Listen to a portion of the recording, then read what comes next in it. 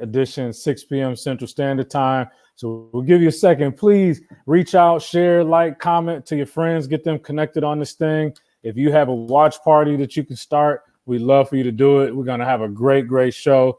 We have a very special guest with us today, Mr. Earl Dix Jr., also known as Ellis, a great musician, entrepreneur, recording artist, father, husband, coach, teacher.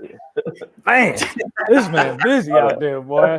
I don't think he's a sleeper, though. But, yeah, we got him going. So please connect to your friends, do your watch parties. And, of course, my great, fabulous host on my side, Miss Laquita Monley, checking in from the other side of the world. Where you at, Laquita? Man, Vic, I'm let's just say I'm on the other side of the North Atlantic, in the middle of the distance. Nice. Yeah. But it's good. It's good. Always good. Well, I'm glad the technology allows us to be here. So before we dig into this, it wouldn't be right unless, obviously, I'm a huge Kobe Bryant fan. Before all of this happened, obviously, I've followed his career from Lower Merion in Philadelphia high school. I'm older than he was, actually. So he's a guy that actually inspired me. One of the few people that's younger than me. I heard Cube say that actually inspired me. And his work ethic, his drive, his will to fight when all odds are against him, when pain, everything else is holding us down. And I think we can relate to that, right? As entrepreneurs, as parents, when the odds and the chips are against us, sometimes you just got to keep fighting. And so that was something I really admired about him. So those out there, we really want to give our tribute to those that were lost in that, not just Kobe, obviously, but his daughter and the other 7 passengers. There were some other young people on that helicopter yesterday. So our prayers and thoughts go out to their families as well and their friends and classmates. You mentioned, Ellis, real quickly, you're a coach, right, for basketball. Yes, what was that like? Did you have to communicate that to the kids on your team? I did, and I didn't think I would have to, honestly, at first, because I'm thinking, Kobe and LeBron, that's more my generation. That's pretty hard yesterday just to watch the reactions, and an icon and somebody that you grew up watching playing is gone at an early age. So I'm thinking players might be they may know what's going on but not affected. But I had one of my players came in, head down, and it didn't even click. I'm like, man, what's going on? You all right? He was like, well, I'm okay, but I'm not okay. I'm like, what's going on? He was like, Kobe Bryant passed. I'm like, man, So like I told him, man, you have an opportunity, man. Take his mentality, and you want to honor him on the court, honor him in the classroom. There you go. Take that mentality that he had, and use your positives to motivate you, and even the negative things that people may have said about you or whatever, use those things to kind of, excel. So yeah, I had to talk to the whole team. After I talked to him, I was like, well, I might as well address everybody, and they had Kobe stories. I didn't think they would have them, but they keep up with the game. So what age group is the team? I coached middle school, and these are 7th graders. This wasn't even the 8th grade group. So I'm like, Kobe's reached a wide range, of age groups and generations, man. So wow, big news. When I watched the story as it was unfolding, my first thought actually was, because Ben spent a lot of time as our kids' coaches in AAU type sports. So the entire time we lived in Europe, he coached their basketball, he coached their football, he even coached baseball. David had a phase where he wanted to be a baseball player. He even coached baseball for a little while. And, I couldn't help but to think that could have been me, like just as easy of them walking out the door on any given, because the games are Friday, Saturday, Sunday for travel sports. On any given day, Ben and another group of dads and teen moms would be loading up in their various forms of transportation, going across Europe to go to, so these kids can play. And so that was that hit home for us in a lot of different ways. Of course, Kobe being the icon that he is, he's definitely going to be missed. But just, as a wife and as a mother, cannot imagine, the feeling that those loved ones had when they got those calls and they got those notifications that said, hey, this thing happen. Your loved one leaves out the door, and within the next hour, your life changes forever. It's like, wow, So Yeah, Very, his very definitely, tragic.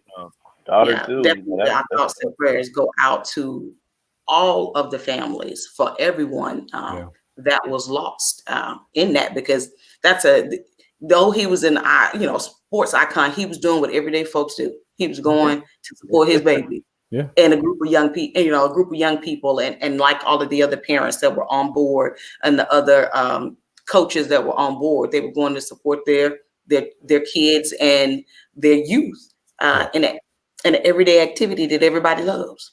Absolutely.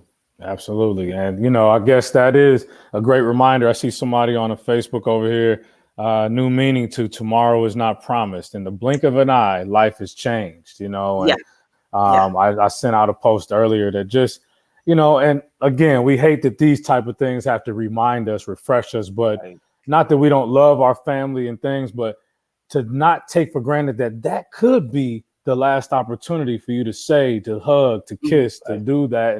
And so we should all go out with intention every single day when we're interacting with our family, friends, coworkers, clients, colleagues, that this potentially could be that last time. And, not to be negative, but just to know that I really appreciate you for sure. So anyway, we just want to make sure we tribute that gentleman out for his great legacy, and again, send our prayers to the families of all those that were lost yesterday in that helicopter flight. So, okay, Ellis, you're a musician, brother. You write worship songs, you do poetry. Tell us a little bit about yourself and your journey. And I guess if I start from the beginning, I was born in Fort Rucker, Alabama. Family's in Troy, Alabama. So when people ask, I say I'm from Troy. So, but I grew up in Texas. So to me, I always say I get the best of both worlds. That's right. I got Alabama and Texas. So grew up there. Started playing drums from a young age. My dad put drumsticks in my hand early. I started playing drums around maybe 4 or 5 years old. And I stuck with drums for a long time. Picked up a few other instruments, keyboard, and a little bit of guitar. And then as I got older, I started writing a little bit. I loved poetry in school.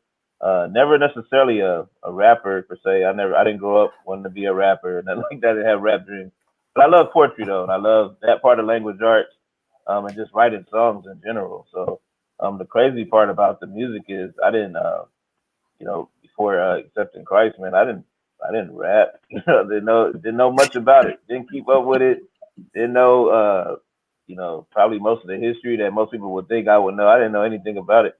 Started doing Christian music, rapping and writing worship songs, man. So besides the music, I am a father of two, Ishakar and Rhythm. Ishakar just had a birthday, just turned 6. Rhythm just turned 3. My husband, my wife Sherelle, I'm sure she's watching. My son, and everything else you mentioned. The teacher, coach. Try to do it all, man. Anything I can do to land impact. So I enjoy it. I enjoy everything I do. Absolutely, man. Awesome. That's awesome. Laquita? No, I was just going to say, when I met Earl for the first time, it was, I can say it now, make me feel so old.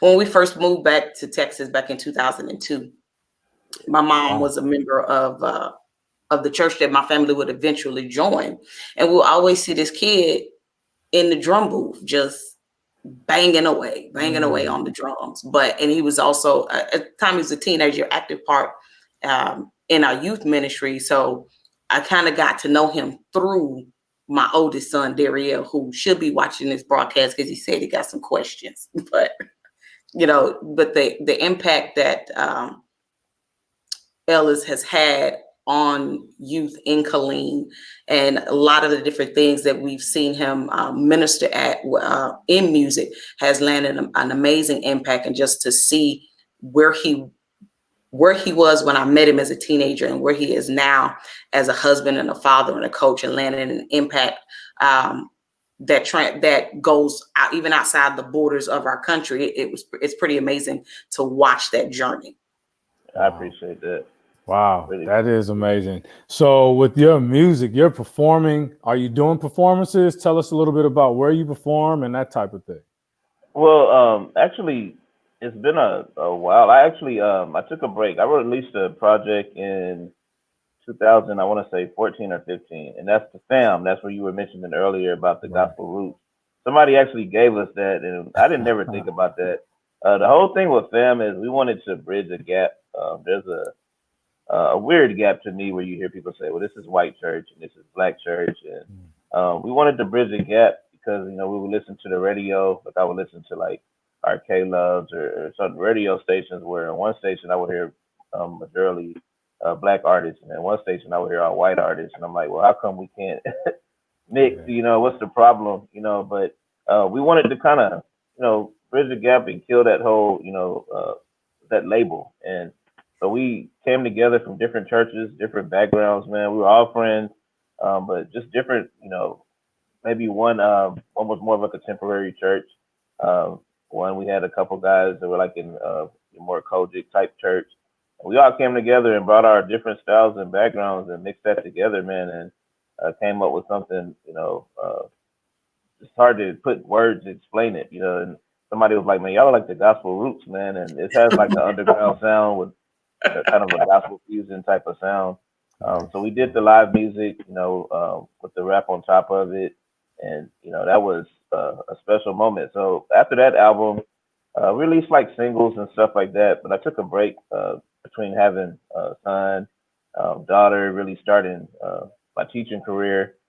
Kind of slowed down a little bit, and then more recently, even like with the birth of the brand Treaders, another musical project was birthed as well. So got back in the studio. Haven't done an event in a while by choice. I just try not to take any and everything at this point, just to Yeah. be running around.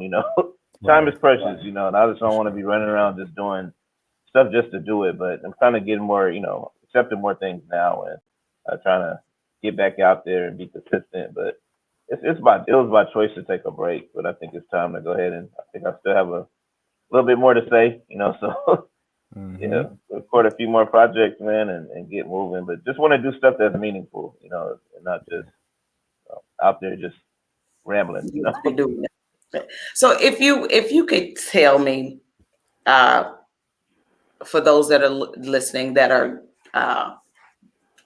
young entrepreneurs just getting started out in the music industry, what would you say would be the top three things that you would recommend that these are things that a young artist must do to ensure their the integrity of their music is kept, that basically that they have a good footing in this industry? Because I've heard so many different things about how artists, put in all this work and they don't get the reward that they should get because of various things. Could you talk to us about like maybe three things that you would say you just must have in place as an artist getting started? Definitely, three things. I would say number one, you got to know who you are, your identity, and be sure because people try to make you so many things, especially with what's popular right now. Everybody wants to sound like everybody else, whatever's on the radio. But if you know who you are and you're secure in that, um, you have something that again doesn't sound like everybody else. You have something unique. God made you a special individual. You want to show that. So just be sure and confident in who you are for one. So that way, when opportunities open up, uh, nobody can sway you or tell you otherwise and tell you that you need to do this because uh, maybe to get you more money. At the end of the day, people respect people who kind of stick to their guns and not try to be somebody else. They respect people who are original. So know who you are. Number two, uh, be consistent. Be consistent. Whatever you're doing, whether it's rapping, singing, or whatever, if you're gonna put out uh, a mixtape every 2 years, make sure you do that every 2 years, or have a plan. Make sure that hey, if I'm gonna do 4 shows a week, I'm gonna do 4 shows a week. I'm not gonna, do two that week and then decide I'm tired. If I'm gonna go out and push a CD at Walmart, so I'm gonna do that at a certain time. Be on a schedule. I think if you do that yourself, by the time an executive, gets a hold to you or label, they see you already consistent and you're committed, to your vision and to what you want to do, and they just can push you at that point. So again, identity, consistency. I think just probably this should have been number one is having a vision, knowing your plan, where you want to go, how far you want to go, and set high goals for yourself. So write them down. That's big. That's important. Write down the vision and stick to it, man. There's so much more, like, you can add on having the right people around you, people who are not what we call yes men, telling you, oh yeah, that sounds good, just to make you feel good. I have people that's gonna be honest, man. The musicians I worked with them, I mean, they would tell me in a minute, like, man, that's not good, or this mix is not good. Let's not release that like that. And sometimes it upsets you because it's not what you want to hear, and you feel like you put so much into it. But if you hear that now, with the people around you, then it won't be so bad when you put it out in the public and you start getting a bunch of different opinions. Because at least you put out your best work and you didn't put out something that you shouldn't have put out anyway. So That's there's so powerful. much. Yeah, there's a lot, that goes into it. But I think those three main things: knowing who you are, being consistent, and just having a vision, that'll take you far. And it sounds like you're talking about guidance for young musicians out there, but you could be talking to entrepreneurs, you could be talking to Yeah. career folks, you could be talking to anybody with this guidance. I mean, that's really good information.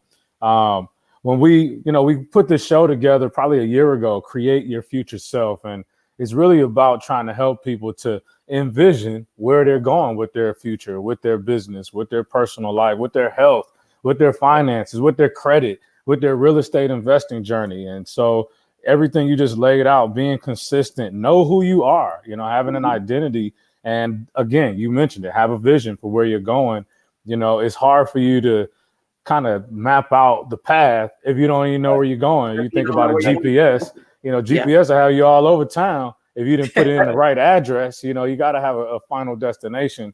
And there could be 70 ways to get there, but it's got to be an end destination, right, or at least a destination that you're trying to get to, and then you can take it further.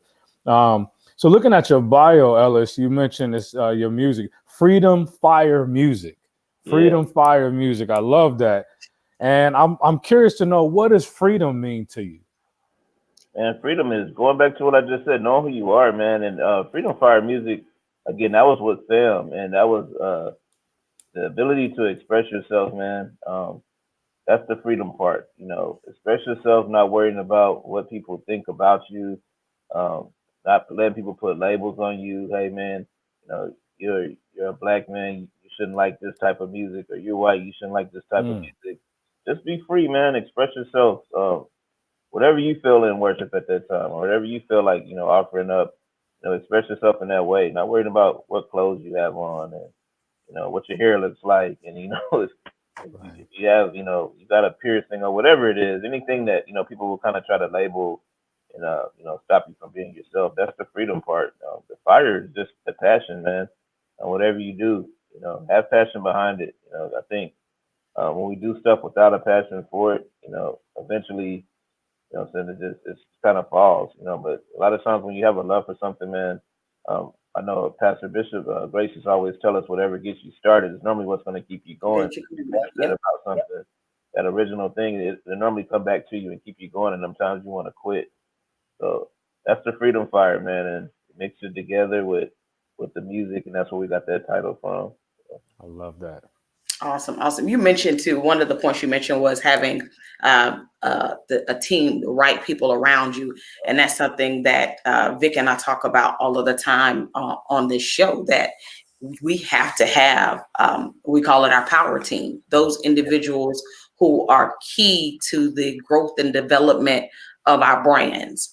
And they play integral roles. And those people have to have the ability to be able to give us constructive criticism and feedback that we might not necessarily like as entrepreneurs. As musicians, you have your sound, you know what you want to do with that particular piece of music and where you're going, but it's the same truth in business. I have a vision and I have a plan, and I know in my head the way that I want this thing to go. And I've even gone so far as to write it out on paper. But once I submit that to, say, a bookkeeper, accountant, attorney, or whoever, and they put their red pencil through it. I'm not happy about that. Right. When somebody tells me no, or to change this direction, or don't do this, or don't do that, but I have to have those people around me in order to for my business to grow. And I think that was my camera. I think that was really good that you said that, because I hadn't even thought about that in terms of, as musicians, the people that you have around you to help, to give you that positive or that necessary feedback on your music. Yeah, it's important for everything. Like with this new project, I'm actually launching my first book as well, and that's a huge part. The editing, because you want stuff, how you want to release it, you want it a certain way. When you get somebody editing your stuff and they're like, this is bad, this is a run-on sentence, you need to fix this, fix that. And the inside, you're like, man, well, this is this is how I want to release it. But you gotta have people that can check you and fix that. You don't want to put out crazy stuff or put out a crazy product. So yeah, it's important. You got to be humble enough and willing, to take that advice and accept that, hey, I may not know everything. And there are times, especially musically, where there's a difference in opinion, but I may have had a vision and I stuck with it because I really felt like, no, this is how I want to do it, and it worked out. But in most cases, you do need people around you to kind of challenge your opinion and what you think. I think that expands your thinking too, and makes you kind of think outside of your box. So yeah, that's important. Absolutely. You mentioned two things that I can definitely relate to. So I did write a book last year, and you're right. You want your original voice, to be represented there. But the thing is, with me, I write like I talk, which ain't always that sharp. You know what I mean? so you need those experts to kind of tell you. And I remember getting those files back from them and having to read through one paragraph like that they edited versus the one that I sent to them. And, I ended up reading my book like 17 times before it got released, just because we were trying to make sure it was right. But you need the team players, no matter what the industry is, but in particularly as it relates to the creative world. You want to still keep your originality, but you do need some professionals that can help you get it out there. So let's talk a little bit about your clothing. You mentioned Treaders, right? Yeah, so let's talk about your clothing, how that came about, and what's your mission behind that? Okay. Well, the story behind Treaders. So I was sitting in a church service one day, and my pastor was preaching a message about going from tripping to treading. And it was just like one of them messages where, like, I felt like, how people say, man, that message, like, he was talking directly to me. I'm like, people were jumping and stuff, but I'm like, man, they're not getting what I'm getting. Like, what he's talking about, like, this is for me. So it came out of Luke 10:19, and it was talking about, behold, I give you power to tread over serpents and scorpions and over all the power of the enemy, and nothing shall by any means hurt you. And I'm like, hold on, man, like, that's a shoe, man. Like, that's a shoe. So originally, Treaders is a shoe, and that's what the original goal. That's the goal to get there. So I started sketching that day. I was sketching out, had all these different ideas, revelations behind the shoe, what it meant, walking in dominion, just kind of walking in authority, everything from the bottom of the shoe, sketching it out. And what happened was I took some steps to get a patent, tried to go through a company to try to get a prototype of it and everything. And I got discouraged by numbers because I'm like, all right, this is really expensive. I don't know anybody who does shoe production. Designers, they're talking about patents. They did this whole analysis on it to see, as far as the originality, make sure nobody else had it and all that stuff. But the money kept, becoming an issue. So I put the idea down like 3 or 4 times, man, and they were like years apart. I was like, well, I'll put it up, put my notebook up, and I think about a year or two ago, it just clicked. Like, sometimes you gotta crawl before you walk. And I'm like, man, Treaders is more than a shoe. Let's start with t-shirts.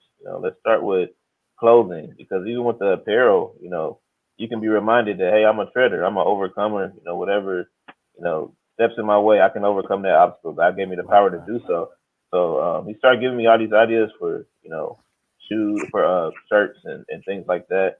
And basically, not to like throw away the shoe idea, but you got to start somewhere, and eventually we'll get to the shoe. But that's what Treaders is just a reminder of the power we have within, over everything. You can even probably really going back to what we talked about with Kobe, the mentality that I can't be stopped, unless I quit myself or God just tells me to stop. But that mentality that I'm going to keep going no matter what. I can tread over that situation. I'm bigger than that. So yeah, that's where it began. A church service, sketching shoes, quitting a few times and like getting back to it and having a team around me to say, hey man, try it again. Do it again. What's going on? You haven't put nothing out in a while.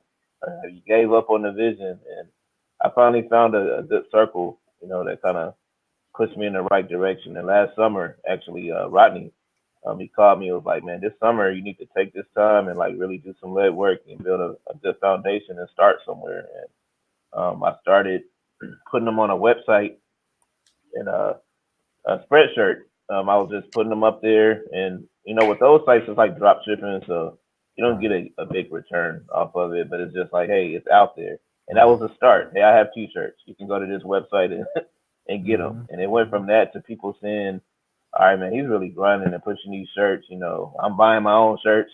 Like buying my own stuff off the website and wearing it, and then buying it for other people, sending it to athletes. Doing all kind of stuff, and people were like, "Look, man, have you ever thought about maybe pressing from home?" And from there, I got blessed with a press machine, and I started doing them at the house. So now locally, I can kind of service people as well. So it starts with something so small, and just as you work in the grind, sometimes your vision gets bigger, and you just add on. You keep writing. Okay, I can go here now. I've done this. Let me add on. And, sooner or later, man, we'll have a shoe. There you go. That's awesome. The shoe was coming. The shoe was coming. The shoe was coming. Yeah. So with the combination of what you're doing musically, and what you're doing with your brand, with Treaders, and your book that's coming out, can you see anything like it with those? Because those are like three different areas.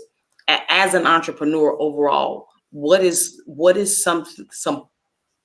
some wisdom points that you've used to be successful in all three of those areas? Going back to earlier, being consistent, because especially as you get older, like when I was younger, per se, and I started doing music, I had a bunch of support from church, family, and everybody. And they see that, and it's kind of intriguing as a young person, especially a teenager. Everybody's willing to, all right, man, I support. They want to, do so much for you. As you get older, people want to see you kind of work, because you're an adult now. I'm not just gonna give you money or just write you a check, and you need to see what you're doing. So the consistency and working hard, and people see that and they want to support. I have people send me stuff all the time, like they'll send a cash app, and I'm like, all right, did you order 5 shirts or something? They're like, nah, that's just for you to build on your brand, get something that you need or something like that. Just because they see the hard work, I don't go around throwing my cash app around like, hey, send me this, send me that. Not as an adult. I'm like, I just feels wrong, but people see you and they see the consistency in you work. Integrity, I try to treat every customer like it was, the biggest person in the world calling me to do a shirt for them. I try to take my time, get it right, not treat people different because, maybe they can't help me. You never know what door is going to open, just treating people the right way, having their stuff to them on time. And I do stuff sometimes, and Sherelle's like, man, you driving that over to them? You taking it? Yeah, I'm like, yeah, I'm taking it to them. Right now, I'm Amazon Prime. I drop it off. I try to, just customer service. I do it.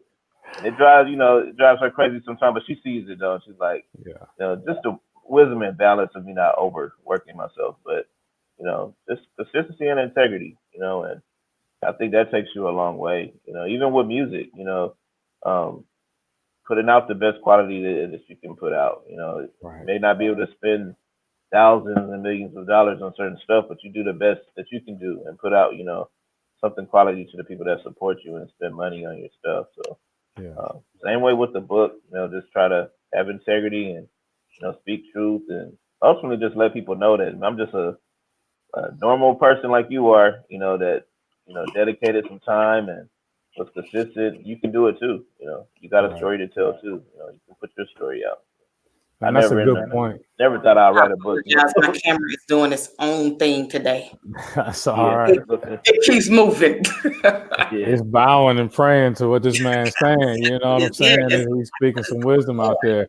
I mean, you mentioned a couple, well, all of the points were excellent. I mean, but some things that are really important for entrepreneurs and business leaders out there to know is just always be so great at what you're offering. Don't worry about, sometimes we try to belittle that customer, or this person's not important enough. Man, you don't know who that person is connected to. Oh, no. So you always want to deliver the best possible quality, the best integrity, as you mentioned. I have this thing where I say, just be awesome, every time. And, we had a guest a couple weeks ago, Brandon Powell, I think 3 weeks ago now. He's a branding expert. And one of the things he and I talk about all the time is, it's almost like treating your customer like your grandmother taught you to treat people. Just treat people like they genuinely should be respected, as we all want to be treated, right? And this money is hard to come by. And so if somebody's putting it in to your business and supporting your brand, respect that and give them way more than what that dollar amount is that's coming out of their hand. Try to give double the value. So I love that. And for young people out there, operate with high integrity, please, because people will always remember you, and you never know who's watching from down the street, around the corner, and now online. Your stuff is out there forever. It could be 17 months later, somebody sees something crazy that you did online, and like, man, I ain't about to spend no money with this business. So I really appreciate and respect that you said that integrity factor, and just always giving the highest quality deliverable, whatever it is, music, shirts, books, whatever that is. So thank you for sharing that. Yeah, that and the work ethic, the drive to get there. I love the fact that you said, as adults, people want to see results. As entrepreneurs, and we're looking to investors or potential investors, you're absolutely right. They want to see, okay, what is it that you're doing, and how is my investment going to be beneficial to me? And with that work ethic, I get a lot of people that'll call or message, and they want to know how to start their journey as an entrepreneur. And it's not a get rich quick thing. No. It's not something that I had the idea today, I did some research over 2-week time period, and I know what needs to be done. Right. No, it doesn't work like that. You're constantly doing the research, and money is a factor. So if money is a roadblock, then what can we do to overcome that roadblock? Nobody's just going to give it to you because you're fabulous. This isn't the Shark Tank. But even on Shark Tank, I've seen some fabulous ideas come on Shark Tank, and because the owners weren't prepared, they didn't get funded. Got to know the numbers, Yep, they didn't get funded. So, they couldn't, give those contingencies of what will happen if this doesn't work out the way you fantasize it in your mind. And so the way you kept coming back to your idea, even though you went through all of the steps, and even though money was an issue, like you could crawl before you could walk, you drop shipped, and now you're doing them there, and you're Amazon Prime, and you are the Amazon Prime. What will you do? I remember back in the day when I did listen to rap music, I remember a piece of an episode. It was like, show how old I am, right, Vic? Diddy was on BET with Donnie Simpson, and he was talking about how he made his CDs and was himself, and then would sell them out the back of his car. As entrepreneurs, we all have a story of what we did in order to get our brand out ourselves. Yeah. And if you're not willing to grind like that, then maybe this isn't for you. Yeah, absolutely. Absolutely. Ellis, I have a good question for you. So again, we call this create your future self. So what does your future self look like?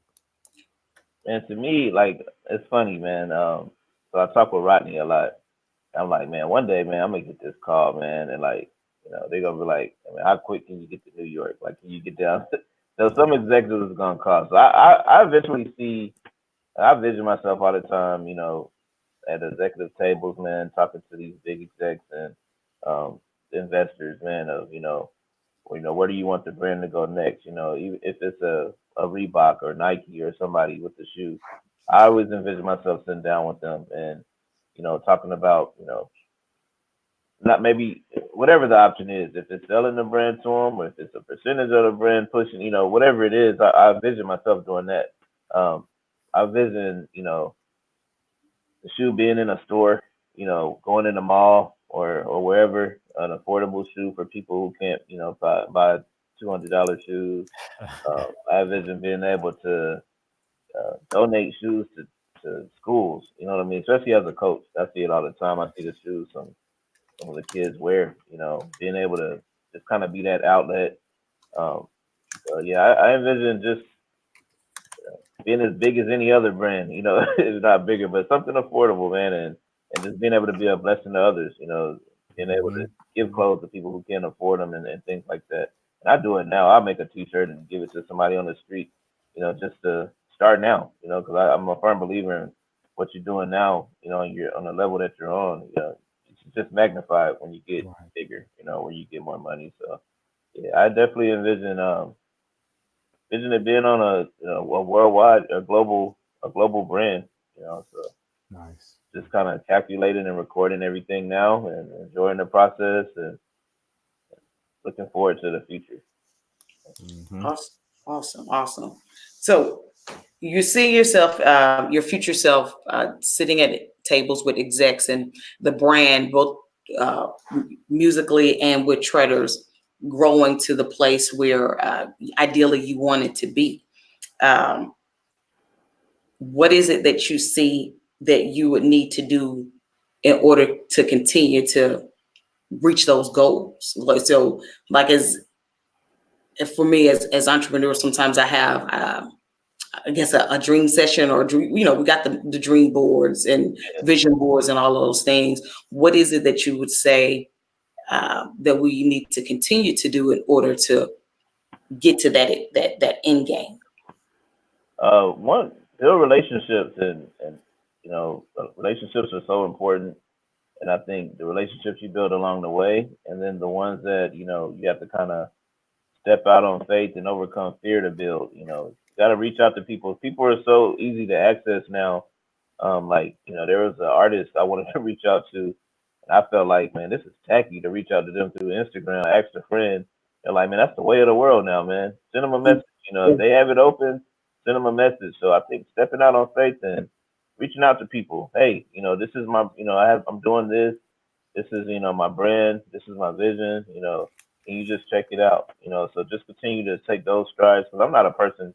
I don't just talk to random people. I'm just not that type of individual. But I'm learning to kind of break out of shell a little more because people want to support a people person. So building relationships, respecting those relationships, and then back to what we've been talking about all day, being consistent and having integrity in those relationships, and eventually you'll keep taking steps, to get to where you want to be. But definitely, I think the fundamentals of research, finding out what you need to do to be better at marketing, being not being scared to spend money, to do so. Don't go put your family on the street per se, but sometimes you got to sacrifice a little bit and you know, maybe not go, to the movies or something and spend that money on, your brand, on material, on research, find out, what's good ground to sow into and what's not, as far as advertisement, so you definitely make some mistakes, but you got to keep trying and keep reaching and building relationships and taking those faith steps. So. I love that. So Ellis is a recording artist. He's a husband, father, teacher, coach. He's a worship songwriter, a poet, and this guy has got some great, great inspirational information to share with us out there, not just for young people, but for old geezers like me that's still out here grinding and trying to take our businesses to the next level. You know what I'm saying? But, please let people know right now where they would be able to reach you, purchase your products, buy your music, give us your contacts.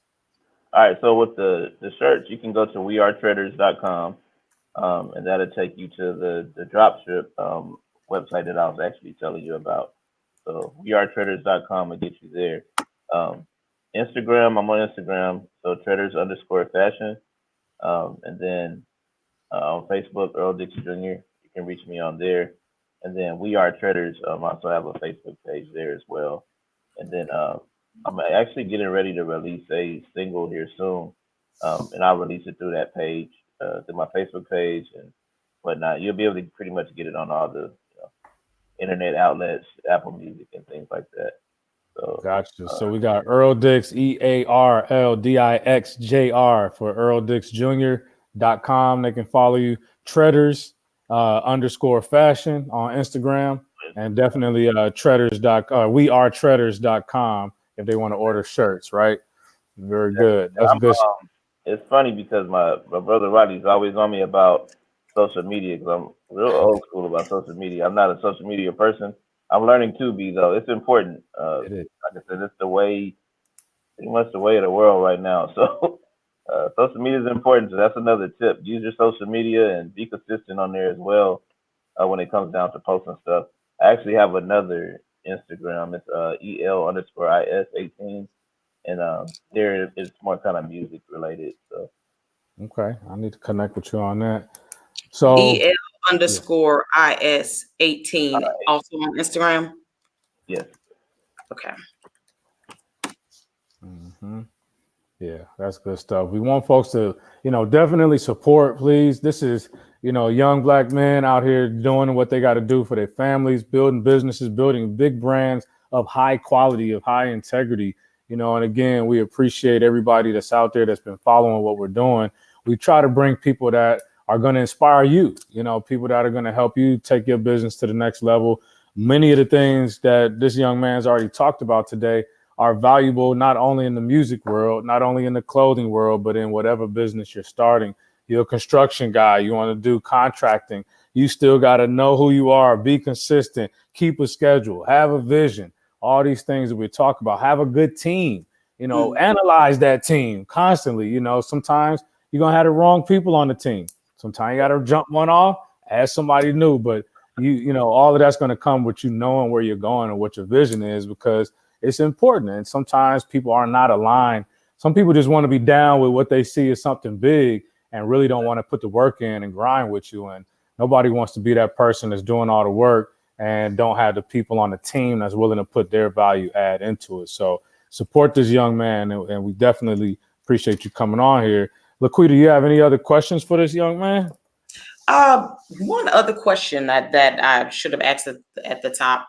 What are some of the biggest pitfalls that you would say you would advise a young musician, a young artist to avoid? Some of the things that are, flashy, attractive, that just will not, that it's like, oh no, get away, don't do that. Something Victor just said actually, and be careful of what we call, uh, just vipers, man. You got people who will take advantage of you. And I remember early on when me and Rodney had first started, and this guy gave us it was supposed to be a record deal, a contract. And that contract, I let somebody read over it, which is wisdom as well. Like as far as any contract, get somebody that understands it better than you to read it. We were getting ready to put ourselves in a pretty bad situation, from percentages and everything, So uh, just don't sign anything that people give you just because to say, oh man, I signed a deal.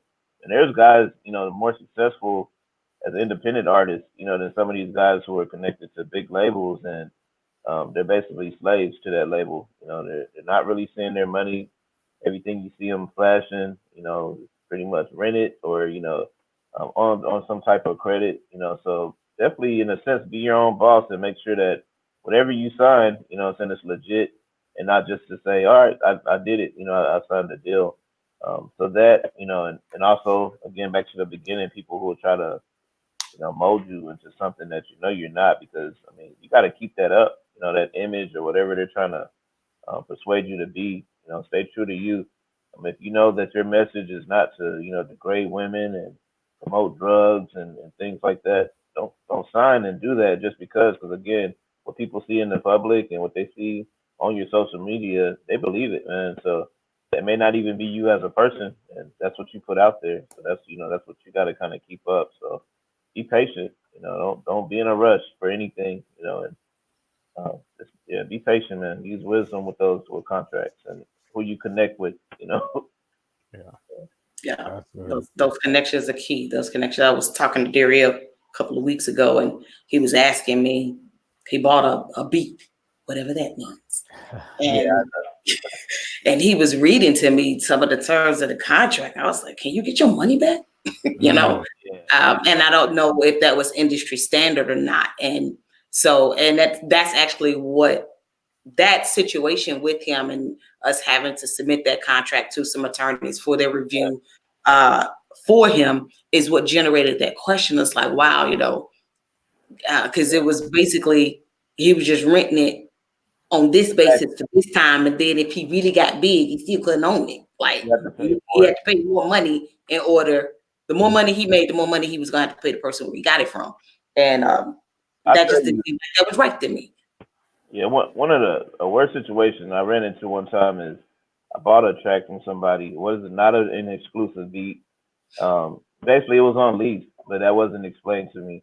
I just seen the price, you know. So me and Rodney bought the track and we went to a concert. And to hear another artist with that same track, that was pretty embarrassing, you know. Especially when, you know, you got people supposed to be doing the original music and whatnot, but it was leased, so the person who sold it wasn't wrong. You know, we just weren't wise enough to read, you know, the fine print, and it was a similar situation. You know, so you got to make sure they're selling you exclusive stuff that's yours, and you know that again they're not trying to get money on the back end because in most cases either you're going to pay up front or you're going to give a percentage for that track, and you got to find out what's best for you based off where you're at. You know, and you don't want to promise a percentage, and you can't think about that. That's a good point, Ellis, because Little Nas X, you know, I was listening to something he was talking about where he, you know, the guy with Old Town Road, you know, that went huge hit 2018, 2019.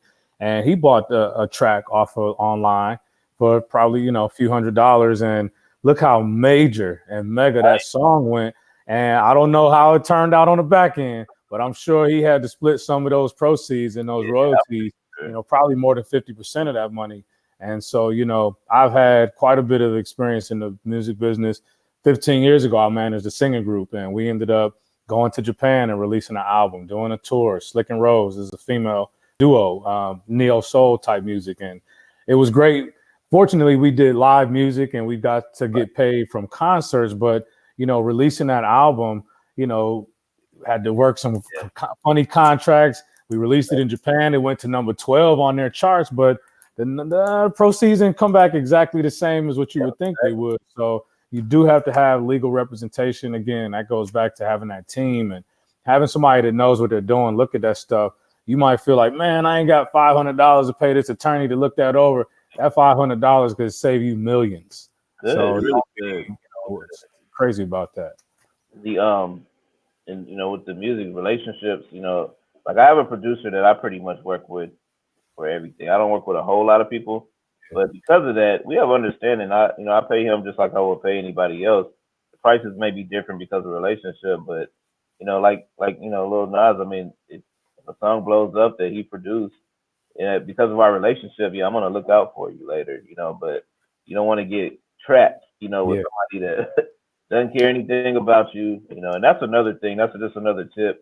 When you're, especially with music or anything else, like I'm getting music mixed, make sure whoever you pour money into and that's doing that stuff for you is going to treat your product like they would, you know, if it was a big artist or anybody else. Because you got people who will, you know, drag their feet with your stuff, not give you the best quality just because, and they got your money, and you know, and here you go, this is what you get, you know. So make sure who you're working with, you have at least know enough about them or have a decent relationship with them. That way, you know, they're going to treat it with the same respect that you would, you know.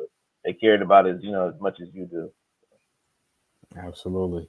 Yeah, that's real good information. That's real good information because, you know, like I said, with that through that experience, it brought about several questions, and as it relates to the industry, it's like, wow, I wonder how often something like this happens, uh, or worse, you know, with young artists, not necessarily just an age, but they're just getting started. In this industry, and how often are they deceived like that and not knowing? Like you said, the price was what was attractive to him, right? How much it was going to cost him, that was what was attractive to him to try to get his project done. Yeah. Right. You got to think about this. Some of this music 20, 30 years from now is in commercials and movies. And, you don't want to miss out on that money or have to split, 80% of that go to somebody else and 20% go to you. And it's like, man, you could have been building a true legacy from your intellectual property, but you gave up a good chunk of that equity to somebody else. So anyway, we could go on and on about that stuff. Again, folks, connect with my man Ellis. Great man on the show talking about music. He's, again, a leader, a father, coach, teacher, everything out there, really working with the community, working with young folks out there. I'm just really inspired by what I'm hearing from you, Ellis, and I appreciate you joining us. Real quickly, Laquita, you want to tell them about your business before we wrap things up? Oh, man. So, yeah. As always, Vic and I, we're coming to you with Create Our Future Self every Monday at 6 p.m. Central Standard Time. And we endeavor in this show to actually help entrepreneurs and non-entrepreneurs alike realize how to create their future self. And we're bringing on our different guests, and also, yes, we do take the time to drop our own plugs and promote our companies and our brand. And with Monthly Innovations, which is one of our companies at Monthly Innovations, we provide individuals with opportunities to answer customer service calls right from the convenience of their own home, allowing themselves to have unlimited opportunities through their relationship with our company and their ability to work for multiple different companies and never having to leave their home, where they're use our company in order to make their careers fit their lifestyles instead of forcing their lifestyles to fit inside of their careers. And with M5 Real Estate Solutions, we are real estate investors. We buy houses. We flip houses. We help individuals who would not otherwise be able to traditionally buy a house right within our Central Texas area and within the state of Mississippi. Excellent. And I'm putting those into at least the Facebook links here, the websites. And my company is Nico Don Projects, NICODON Projects with an S at the end. You can catch me at nicodonprojects.com. I, too, am a real estate investor, but more so what I do, my 8 to 5, is helping people improve their credit scores. And it's not just people with low credit scores. Sometimes you're trying to go from 700 to 800. And we help people with that because we realize the benefits of good credit, helping people to leverage additional money. The one of the ways to build wealth is by using other people's money. And it's hard to get other people's money if your credit is not showing that you're worthy of that, or they can't trust you with that. So folks out there that are looking for some help or guidance in the credit side, I am a certified credit consultant. I work with an attorney firm and that good stuff. But again, I too am a coach helping people with real estate investing. I'm an inspirational speaker. I love to inspire folks. And I guess that's one of my last questions for you, Ellis, is what do you want to be remembered for? Let's take this opportunity to start sharing with people what it is that we want to be remembered for. So what do you want to be remembered for? Man, I as a guy who didn't give up, somebody who, went after what they knew they wanted and they kept going until they got it, and again, treaded over those, obstacles and situations, and not only knew the power that you got with them, but applied it, so somebody who just stuck with it, Mm-hmm. I love that. Laquita, what do you want to be remembered for? Wow.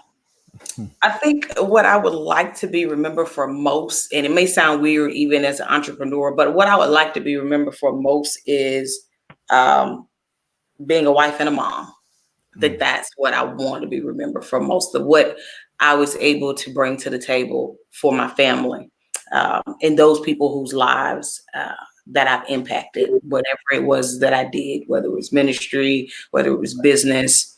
I want people to say, okay, she left a positive impact in my life in some type of way. And what about you? That's probably a much more important job than any of the businesses that you run. You know what I'm saying? Is impacting those lives and being a mom and a wife for sure. So applaud you for that. For me, I just want to leave behind far more than I took from this earth. You know what I'm saying? If I can just leave something behind, a legacy for my kids to build something on and for their kids, then my job has been done. And not only just my kids, but other folks around me. I just want to, again, just leave a whole lot more behind than I took from this place. So that's my legacy. Continuing to work hard to do that. And again, Ellis, man, thank you so much for your positivity, your energy, your inspiration. Thank you for what you're pouring into our young people out here on a daily basis, man. It makes a difference. It really does. And we appreciate that. It does. Thanks for having me. I appreciate you. Thank you. No doubt. So y'all check out my man, EarlDixJr.com. Get on this stuff. Check out his Instagram. Get those Treaders_fashion at IG. And yeah, we'll see you guys next Monday, 6 p.m. Central Standard Time. And every Monday, we send out a link on our Facebook. You can check Laquita Monley's page or on mine where you can register for Create Your Future Self Live. We're looking for guests. We're looking for folks to just register. If you want to hear some of these previous episodes, you can register and we'll get it out to you after the show. Yeah. If you're a real estate professional, if you're in the real estate space, whether it's a realtor, a broker, if you are a loan officer, home appraiser, contractor, if you are a wholesaler, if you're someone that's in the real estate space and you're watching our show and you feel like you have some value to add to our viewers, please don't hesitate to reach out to Vic and myself so that we can have a conversation and see about scheduling to bring you on the show. Vic, tell us about our guy next week. We've got a great guy coming on next week. Think he's out of the Dallas area there, isn't he? A young promoter. I love what you call it. A young Diddy there that's making moves in the marketing space. Wow. Okay. So Vic has lost the ability right there. So we've got a special guest coming on next week. And he's out of the Dallas area. So, and again, he flows kind of in the same zone as you, Earl. He's up there and he's helping entrepreneurs. He's helping people in the music industry, and arts and entertainment to be able to market themselves and brand themselves. And as entrepreneurs, no matter what space you're in, marketing and branding and promotion is key to your business, because if people don't know you exist, they cannot buy your goods or services. So I'll be tuning in. Yeah, you have to let people know that you're out there. So again, thank you guys so much for tuning in. If you have any comments or questions to ask throughout the week, hit us up in the feed and we'll be answering those questions and responding to those comments throughout the course of the week. And we look forward to seeing everybody again on next Monday. Thanks so much. All right, thank y'all. All right.